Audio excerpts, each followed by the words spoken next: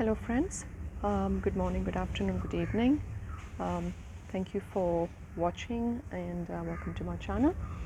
I usually don't say all this, but anyways, so today is January 11th, 2020.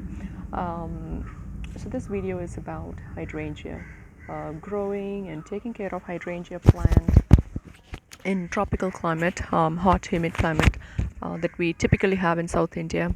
I'm growing this in Trivandrum, Kerala. I'm having this plant for about 3 years now, since I bought it from nursery. I've always wanted to show and share updates about this or guidance and my experience in growing this plant, but finally I think today is the time. Okay, so obviously the plant has grown big since I bought it from nursery. When I got it the first time, when I brought hydrangea and started taking care of it like a normal plant, the plant just had 2 branches and was about a foot high, and that didn't survive, and I didn't know why, and I had no experience about, or I didn't even know it was hydrangea then. That was like 6-7 years back.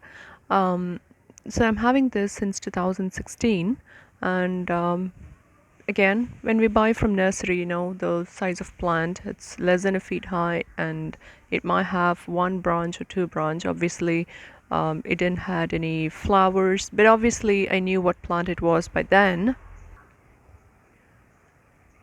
So with little care, I think you would enjoy growing them and having blooms. It's not something very difficult, or like you hear people talk about it, or when you go to hill stations and see these plants, you don't hesitate to pick them up. So the common varieties that we find here in South India is of this type. I don't have a huge bunch of blooms this year. I had it during 2017 actually, from the very same plant. It was of this size probably, and I had blooms from 3 branches. It was so pretty. Maybe I'll try to find that picture and put that in the thumbnail for this video so you can get an idea. So for now, so this is the only bloom that I have. It's pretty small for its size of this plant. It's a typical purple color. It's not the pink one, so this is the violet color blooms of that variety. And I also have pink. I don't have the picture of that, and I have picture, but it's not blooming at the moment. And it blooms once in a year. I haven't experienced, I think that is how they bloom, because there are 2 varieties which they say. One is like they bloom on old wood, they call it as, like, for say these are branches which came off previous year probably, okay, and these are branches new, which are fairly new. Obviously these are branches of this year, so this doesn't bloom, this won't set flower immediately, it'll take some time. So these were quite old. I don't know, maybe a year, previous year or the year before. Obviously I don't recall. So that is this variety. So we don't get to see blooms throughout the year like roses or other annual flowering plants. The plant lives and it grows big like a shrub, and so that's how it sets flowers. So that is one info if you're not aware of. Okay, so there's a lot to talk about. The potting medium, the tips, the problems that you might face, and how to propagate, and all of it, and how big the plant could get. So the one that you see here is pretty big. Okay, so it has branches on the other side as well. It's pretty healthy for this size. Now it's for 3 years old. And let me just go down and show you around the root or the base of the plant.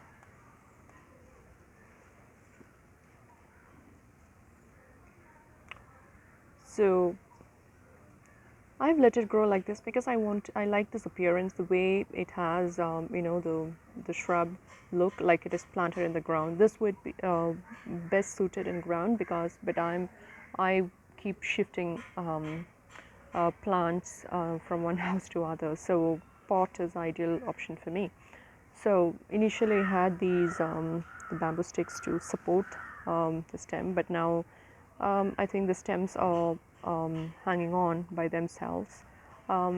Because if I just hold all the stems together and tie it out, I might not really have that beautiful look from, you know, when we that the bushy view.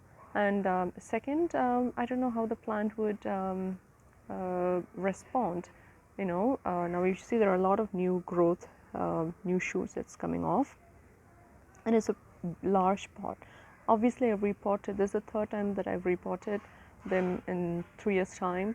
So initially, when I got it from nursery, it was planted on a small nursery bag, and I potted them in a medium-sized pot. If you've seen, let me just show. Let me show you a medium-sized pot.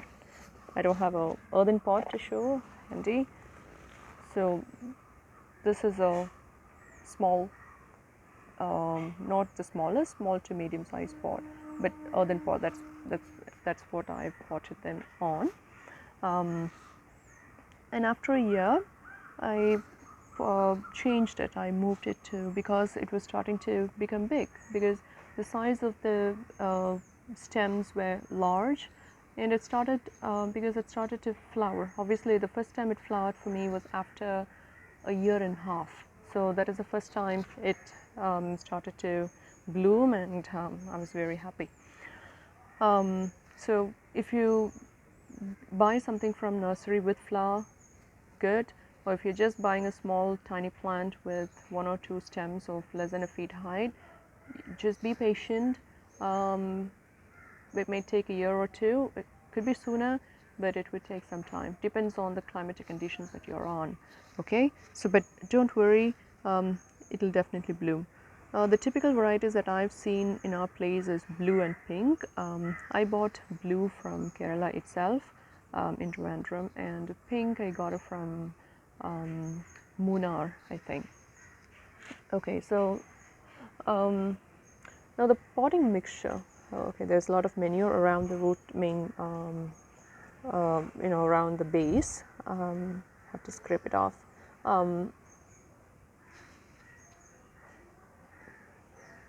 I try to avoid usage of red soil, or plenty of red soil at least, for this plant, unlike roses. The soil should not be very, you know, clumsy, should be loose. So try to use a bit of sand to the mixture, potting mixture. And obviously when you get from nursery bag, it could be that clay kind of soil, or the red soil that you have. So don't disturb that, leave pot it with that. But in your soil mixture, if you're potting it in a pot like me, just use, that's basically what I do, equal part of cocoa peat, cow dung powder, dried cow dung powder, garden soil. So the soil that I have here is a sandy textured soil. It's not that fine sand nor red soil, but it's a normal soil that I have around my house. So that is what I use. So that soil, cow dung powder and cocoa peat, equal part.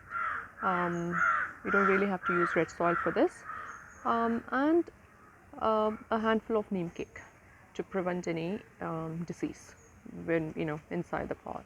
So that's all, and you're all set. And after a few months, not month, after a month or two, once they started to respond, and when you see new growth, you can start giving fertilizer.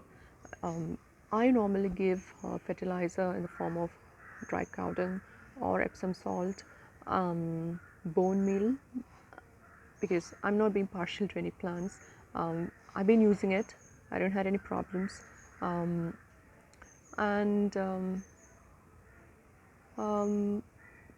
Yeah, top rose. Top rose is something that we mainly use for rose and honey flowering plants. So when I use it for my rose, I just use 1 teaspoon for hydrangeas as well.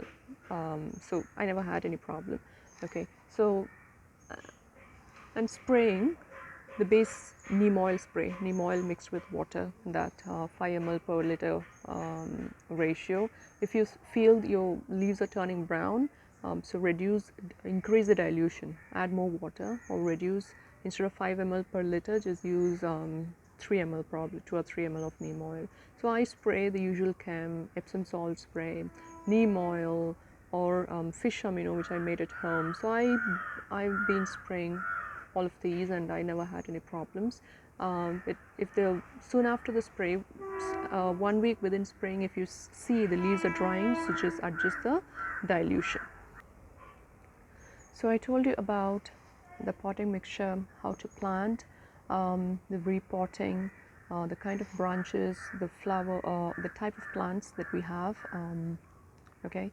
Now I have two experience. One is, so the first couple of years I had this plant on full sun throughout the day. So from morning all the way to evening. So it was completely open, there was no shade at all.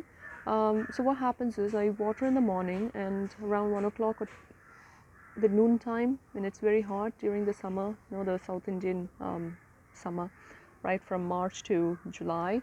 So the leaves kind of droops as if they've not watered because of the heat. And then evening we used to just spray again, a little bit of water, not fully watering, but just a little bit for all the plants. But in this new house for the last 1.5 years, it is like, now it's in partial shade now, so they don't get, it is not kept under any there's a coconut tree around, there are other plants, but then they get sunlight after 2 o'clock till evening, so they don't have the morning sun. So I don't know if that is the reason I'm not getting enough blooms on this, but I feel the plant is fine here, and water them daily, once per day. They are good, so maybe I'll monitor this summer as well and see how they respond before I shifting them to a spot where they get full day sunlight. Okay, so I told you about where to keep your plant, and the menu, or the fertilizers, or the spray that you have to for the foliage, the diseases or problems that you may have based on my experience. So the leaf spot that you see here, the brown spot, that is very common. Okay, so that is, you might even see that on all healthy leaves and wonder why. So one reason is watering them right on top, because when we use a shower from the hose, I don't usually stand, I might have to bend down in order to water them on the base right there. Instead we just spray from the top, so the water, obviously the water goes down, but then we end up drenching the whole plant. So that's what I've heard, so that could be one reason. And as far as diseases is concerned, the leaves would go pale green, or like this, pale green yellow. I have an example here, there's a different plant, so like this, of this color, so that's iron deficiency. So I had my hydrangeas I went through the problem, and I fed chelated iron, which you can buy online in Amazon. It will be dark brown in color. I just used to mix 1 teaspoon of that in a 5-liter water and just spray them all over in the evening. So that's, I sprayed. I also fed that same liquid for the plant. Okay, for this plant, I think I would have used 1/2 liter of water, of that diluted iron water. So when we water that, it doesn't just drain out, so the plant can absorb all of that, and it just stays there in the pot. Because if we overwater, we'll end up wasting it, because it drains out through the pot hole, right? So that's a couple of things that you do if you have iron deficiency. And this leaf spot eventually will turn out, the leaves will become brown, and it will kind of fall from the main stalk. What I usually do is I try to cut them off from here. I think I had some leaves, or you can simply take it off. This is pretty strong. I think this will take some time. So there are more here. This came off. So I used to take them off, pluck them, or just use a scissor and nip them off. Just don't worry, they'll grow. People also talked about fungus, but I have not experienced any problem like that. Sometimes this is happening recently, the stems. Okay, the stems might die. So here, if you see, there's a new stem that is grown, but this one is kind of dried off. I'm going to, similar to rose, just cut it off from here. But that is nothing to worry about. That is something easy to do. Okay, and you might also wonder, okay, why do I have small leaves? Okay, so like other flowering plants, in roses we get the rose bud. Most of the flowering plants, we know the buds coming off, and we know they bloom right off, and we know it's about to flower. So in a hydrangea, this is the indication. Okay, so here you can see the leaves are tiny, they turn tiny, and there's a hint of violet here. I'm not able to zoom very well. I hope you can see it. So that's the indication that this is about to set flower.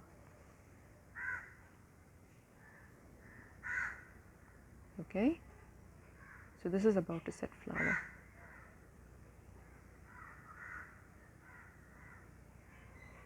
So you can see the size of the leaves. The leaves would go tiny, and then that is an indication that this will set flower, but it'll take time. It'll take a couple of weeks for it to show up something like this.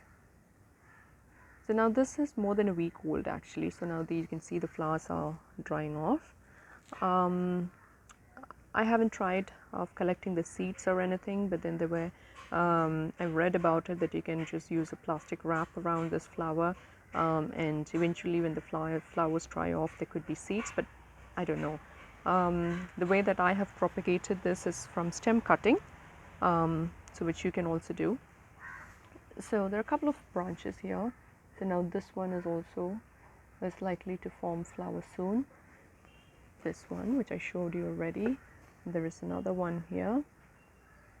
So, but other branches, if you see, this is how they will look like. Okay, just to differentiate, just to show you the difference. So how they flower, and you know, and if you want to support the stems. I left all these stems down because the last year there were 3 stems from the same plant with plenty of flowers, huge bunch. So I couldn't really, it was kind of falling down. So I had to support them and tie them off. But this year they're well off without any support, and I just let it go. So this is one plant. I'll show you the other plants as well.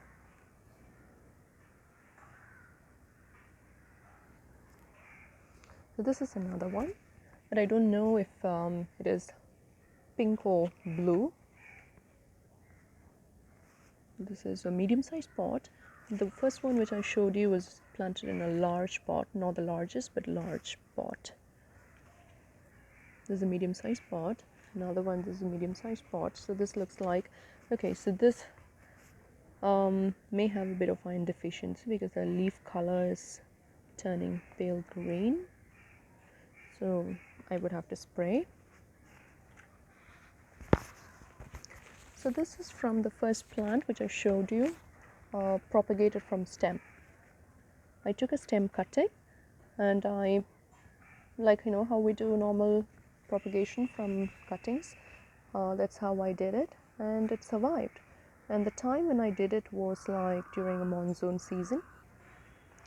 So during a monsoon time, because the weather would be pretty cool and the stem won't dry off, and we don't really have to water. So what I normally do is I take a small cup-sized pot and use a stem. Okay, very important if you're planning, if you have a large plant and if you want to propagate, so don't take stems like this, which are like green. These are young stems. I've never tried that. I usually try to take a stem which is old. When you press them, you'll feel it's very hard, it's not soft.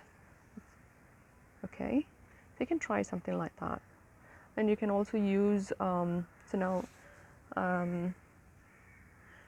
it will take a week or 10 to 15 days to show new growth. I just put that in a small pot like this. I have a lot of tiny pots like this, which I try to propagate something when I feel like, when I find some interesting stuff.